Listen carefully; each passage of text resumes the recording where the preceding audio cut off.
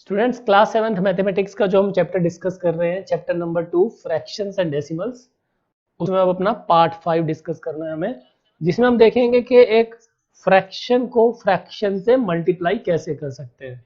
Multiplication of a fraction bye a fraction. देखिए part 3 में मैंने आपको ये बताया था कि फ्रैक्शन को होल नंबर से कैसे मल्टीप्लाई करते हैं। देन पार्ट 4 में हमने उसके ऊपर बेस्ड एक्सरसाइज देखी है। तो पार्ट 5 में आपको अब ये समझना है कि फ्रैक्शन को फ्रैक्शन से कैसे मल्टीप्लाई कर सकते हैं। ठीक है, multiplication of a fraction bye a fraction, fraction into fraction. ठीक है, देखिए कैसे करना है आपको। उसके लिए हमने एक एग्जांपल लिया हुआ है यहाँ पर। Farida had a 9 centimetre long strip. ठीक है, देखिए हमारे पास लॉन्ग स्ट्रिप ऑफ रिबन कितने हैं, उसकी लेंथ कितनी है बेटा, 9 सेंटीमीटर। जो रिबन लेंथ है that is 9 centimetre of ribbon. ठीक है, तो ये जो हमारी जो रिबन है this is 9 centimetre long. Total length है हमारी 9 सेंटीमीटर, टोटल रिबन लेंथ। अब यहां पर क्या दिया, she cut this strip into 4 equal parts. ये जो हमने यहां बनाए हुए हैं these are 4 equal parts of this 9 centimetre strip. आपको कैसे पता चलेगा कि हर एक पार्ट की लेंथ कितनी है।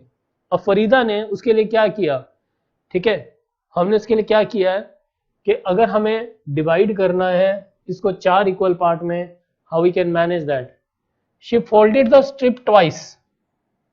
ठीक है, जैसे आप पेपर फोल्ड करते हैं, आपने एक बार फोल्ड किया फिर दूसरी बार फोल्ड किया, है ना। So what fraction of the total length which will each part represent. हर एक पार्ट जो हमारा है ये टोटल का अगर हम फ्रैक्शन में रिप्रेजेंट करेंगे कितना रिप्रेजेंट करेगा। देखिए उसके लिए आप क्या समझेंगे, सबसे पहले हमारा था ये 9, मैंने इसको एक बार यहां से सपोज सेंटर से फोल्ड कर दिया, फोल्ड करके मेरा ये बन गया, है ना। अब हम इसको कट कर देंगे तो ये हमारा एक पार्ट है फोल्ड करने के बाद। ऐसे आपके पास 2 पार्ट्स होंगे। ठीक है, तो ये पार्ट जो है हमारा ये आपको क्या रिप्रेजेंट कर रहा है ना, फ्रैक्शन में। दिस इज टेलिंग यू कि रिबन को 2 पार्ट्स में डिवाइड करने के बाद each part is having the length 9/2। ठीक है, द होल लेंथ वाज 9। अब आपने इसको हाफ कर दिया यहां से, सो दिस इज 9/2। अब जो हमारा एक पार्ट आया हमने उसको फर्दर लिया और उसको फर्दर यहां से हमने डिवाइड कर दिया बीच से। ठीक है, by folding this part once, आप ऐसे फोल्ड करेंगे जैसे आप पेपर फोल्ड करते हो। तो अब हमारा हर एक पार्ट क्या देगा। ठीक है, देखिए सबसे पहले मेरे पास था 9, मैंने उसको हाफ कर दिया, दैट विल बी 9/2। अब मैं इसको फर्दर हाफ कर रहा हूं, तो व्हाट इज हाफ ऑफ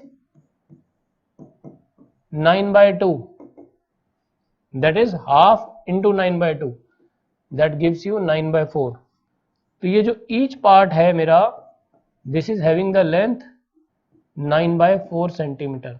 अगर मैं एक स्टेप और फर्दर आगे जाता और मैं आपको बोलता कि मैं इसको फर्दर डिवाइड करना चाहता हूं, तो that will give you half of 9/4। Half का मतलब आधा आप करते जा रहे हो further, so that gives you half of 9/4। In that case आपका क्या आ जाता, हाफ ऑफ 9/4, वो आ जाता मेरा 9/8 सेंटीमीटर। यहां पर एक चीज हमें क्लियर है कि जब भी आपको फ्रैक्शन को फ्रैक्शन से मल्टीप्लाई करना है, ठीक है, whenever you want to multiply fraction by fraction, जैसे हम बोल रहे हैं half of 9/2 suppose, how we do this, will multiply numerator by numerator, denominator को डिनोमिनेटर से। तो न्यूमिनेटर को न्यूमिनेटर से एंड स्टूडेंट्स डिनोमिनेटर को डिनोमिनेटर से, तो यू गेट 9/4 सेंटीमीटर। इस तरह से आपको करना होता है।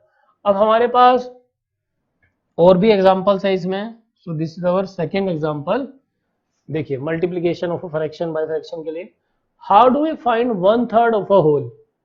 होल का मतलब हमारे पास पूरी एक क्वांटिटी है, जो सपोज ये हमारा पूरा सर्कल है, हमने इसका 1/3 निकालना है। तो हम क्या करेंगे, पूरे होल सर्कल को we divide into 3 parts, we divide the circle into 3 parts. अब हर एक पार्ट मेरा उस 3 पार्ट्स में क्या रिप्रेजेंट कर रहा है, that is representing 1/3 of the whole. ये जो पार्ट मेरा रिप्रेजेंट कर रहा है, ये वाला पार्ट या ये वाला पार्ट आप कोई भी ले सकते हैं, ठीक है। हमने इसमें से पार्ट को अपने शेड कर दिया, तो what this part is representing 1/3। 3 equal parts हैं, so this is representing 1/3 of the whole, ठीक है। अब देखिए फर्दर हम इसी को आगे एक्सटेंड करते हैं। जो मैंने पार्ट एक 1/3 निकाला मेरा, ठीक है, हमें उसी का हाफ करना है। मैंने 1/3 निकाल लिया, शेडेड पार्ट मैंने आपको दिखा दिया। अब हम क्या कह रहे हैं, how will you find half of this shaded part, आपको उसका फर्दर हाफ करना है, ठीक है। तो हम क्या करेंगे, जो हमारा 1/3 वाला पार्ट अभी आपने देखा, मैं आपको एक बार और दिखा देता हूँ। ये मेरा शेडेड पार्ट है ना, this is 1/3 of the whole. तो मैंने नेक्स्ट फिगर में क्या किया, यहाँ पर इसको फर्दर 2 इक्वल पार्ट्स में डिवाइड कर दिया, है ना। They are saying divide this 1/3 shaded part into 2 equal parts. तो हम क्या कह रहे हैं यहाँ पर कि हमारा जो 1/3 पार्ट था उसी को मैंने 2 इक्वल पार्ट्स में डिवाइड कर दिया, ठीक है। तो आप उसको कैसे लिखेंगे, इसका एक पार्ट क्या रिप्रेजेंट करेगा, each of these 2 parts represents half of 1/3, that is 1/2 into 1/3, half of. पहले तो मैंने एक लिया, उसको 3 इक्वल पार्ट्स में डिवाइड कर दिया, तो मेरे पास क्या आ गया 1/3। उसका मैंने बोला कि उसके 2 इक्वल पार्ट फिर से कर दीजिए, तो मुझे क्या मिला, हाफ ऑफ 1/3। तो ये जो मेरा ए सेक्शन हमने बना के अलग कर दिया, सर्कल के केस में हम उसको सेक्टर बोलते हैं, बट अभी आपके सिलेबस में नहीं है वो। ये मेरा जो अलग हो गया हिस्सा, ये कितना है मेरा शेयर में, हाफ ऑफ 1/3, दैट इज 1/6, ठीक है। So this represents 1/6, okay, of the whole circle you can say. इसको अगर आप फर्दर थोड़ा सा और समझने की कोशिश करें, जो मैंने अभी आपको बता ही दिया, जो मेरा ए पार्ट हमने अलग किया है वो पूरे सर्कल का कितना है, ठीक है। तो हमने क्या किया, उसके लिए समझने के लिए देखिए मैं आपको पिछली इमेज दिखाता हूं फिर से। मैंने इनको फर्दर हर एक पार्ट को डिवाइड कर दिया 2-2 इक्वल पार्ट्स में, तो हमें क्या मिला, ये वाली इमेज। जो मेरे 3 हिस्से थे सर्कल के, मैंने उनको फर्दर डिवाइड कर दिया 2-2 इक्वल पार्ट्स में, ऐसे। अब ये जो मेरा ए पार्ट था जो निकला था सर्कल से, ये पूरे सर्कल का कितना है, ठीक है। तो हमें इक्वल पार्ट्स कितने मिल रहे हैं, we are getting 6 equal parts. अगर मैं ऐसे डिवाइड करता हूं तो we can say that a is 1/6 of the whole. ऐसे आप किसी भी फ्रैक्शन को फ्रैक्शन से मल्टीप्लाई करना सीख सकते हैं, बट आपको मैंने एक की दे दी कि आपको कैसे करना है, न्यूमरेटर को न्यूमरेटर से मल्टीप्लाई करना है, डिनोमिनेटर को डिनोमिनेटर से मल्टीप्लाई करना है।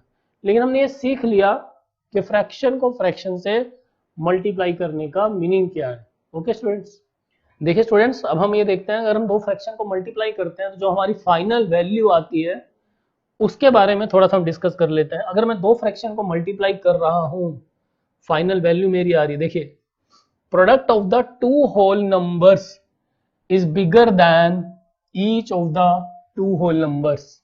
ये तो कोई बताने वाली बात नहीं है, फिर भी एक एग्जांपल ले लेते हैं। देखिए, मैथ्स में जितना आप प्रैक्टिस करोगे, मैं अपनी हर क्लास में ये बोलता हूं आपको, उतना ज्यादा आपका मैथ्स इंप्रूव होता रहेगा। कोई भी एग्जांपल, कोई भी स्टेटमेंट, उसको सोल्व करके देखिए, मैथ्स पढ़ने से नहीं होगा, ठीक है।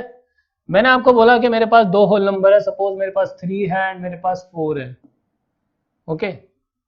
तो अभी हम होल नंबर में 0 को कंसीडर नहीं कर रहे हैं, एक एक्सेप्शन मान लीजिए उसको। हम क्या कह रहे हैं, product of the 2 whole numbers is bigger than each of the 2 whole numbers.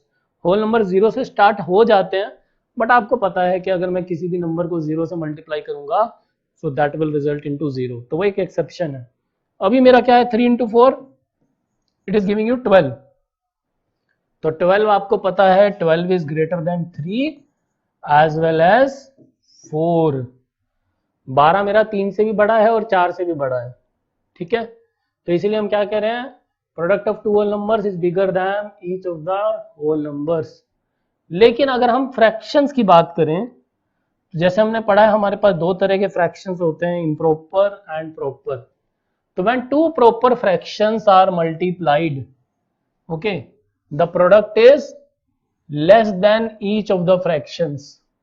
Product is less than each of the fractions. ये कैसे हुआ, देखिए, अगर मैं मल्टीप्लाई करता हूं हाफ को 1/3 से, मैं मल्टीप्लाई कर रहा हूं 1/2 इंटू 1/3, आई एम सेइंग, तो आपको क्या मिलेगा बेटा, आपको मिलेगा 1/6। 1/2 इंटू 1/3 कितना मिला आपको, 1/6। और ये आपको पता है कि हाफ है ये मेरा 1/3 है, तो मुझे क्या मिल रहा है, मुझे मिल रहा है 1/6, 1/6, 1/6। ये होल नंबर का कितना पार्ट है, आधा। ये कितना है, तीसरा हिस्सा। और ये कितना आ रहा है, 6th पार्ट। तो आप देख सकते हैं कि जो 1/6 है that is less then 1/2 and 1/6 जो मेरा है that is less then 1/3 also, ठीक है। तो यहां पर हमें एक चीज पता चल गई कि जब भी आप प्रॉपर फ्रैक्शंस को मल्टीप्लाई करेंगे, product will be less than each of the fractions, or we can say that value of the product of two proper fractions is smaller than each of the two fractions। एक ही बात है, आप इसमें कोई भी example लेकर ये topic easily समझ सकते हैं। अगर मेरे फ्रैक्शंस इम्प्रॉपर होंगे, लेकिन सपोज अगर मेरे फ्रैक्शंस प्रॉपर नहीं है, इम्प्रॉपर है, ठीक है। पिछले वाला केस था हमारा प्रॉपर का, एंड नाउ अब मेरा केस क्या है, इम्प्रॉपर का। The value of the product of two improper fractions is more than each of the two fractions. It is more than each of the two fractions. तो हम क्या करते हैं, हम ले लेते हैं इम्प्रॉपर फ्रैक्शन। सपोज मैंने ले लिया 4/3, ठीक है, हमने ले लिया 4/3, और उसके बाद हमने ले लिया 3/2, ठीक है। या आप इसको और अपने समझने के लिए, बिकॉज आपको पता है अगर मैं लेता हूं 5/2, नाउ दोनों जो मेरे फ्रैक्शंस हैं वो मेरे इम्प्रॉपर फ्रैक्शंस हैं, ठीक है। अब आप इन दोनों का जब मल्टीप्लाई करेंगे तो आपको क्या मिल रहा है, 15/2। देखिए 5 का आधा क्या होता है, बहुत सिंपल टर्म्स में अगर आप समझते हैं तो क्या होता है, 2.5। 3 का आधा क्या होता है, 1.5, और 15 का आधा क्या होता है, दैट विल बी 7.5। तो यहां पे मुझे क्लियर है एक चीज, क्या, the value of the product of two improper fractions is more than each of the two fractions. ये जो वैल्यू है मेरी, ये बड़ी है किससे, 3/2 से भी और 5/2 से भी, ठीक है। तो आपको ये क्लियर है अब कि जब मैं इम्प्रॉपर फ्रैक्शंस लेता हूं तो जो मेरा आंसर आता है वो मेरा each of the given value से बड़ा आता है, ठीक है। लेकिन प्रॉपर में ऐसा नहीं होता। तो ये हो गया हमारा 15/2 is greater then 5/2 and 15/2 is also greater than 3/2। तो हमने इस पार्ट में बेटा ये देखा कि अगर आपको एक फ्रैक्शन दिया हुआ है, आप उसको फ्रैक्शन से ही मल्टीप्लाई कर रहे हैं, तो हम कैसे करते हैं, और उसके अलावा मेरा रिजल्ट क्या आता है जब मैं दो फ्रैक्शंस को मल्टीप्लाई करता हूं, तो वो बड़ा आता है या छोटा आता है। तो प्रॉपर के केस में जो मेरा आंसर आएगा वो लेस देन आएगा each of the fractions, improper के केस में वो बड़ा आएगा, ओके। तो ये था हमारा इस पार्ट का last slide, value of the products.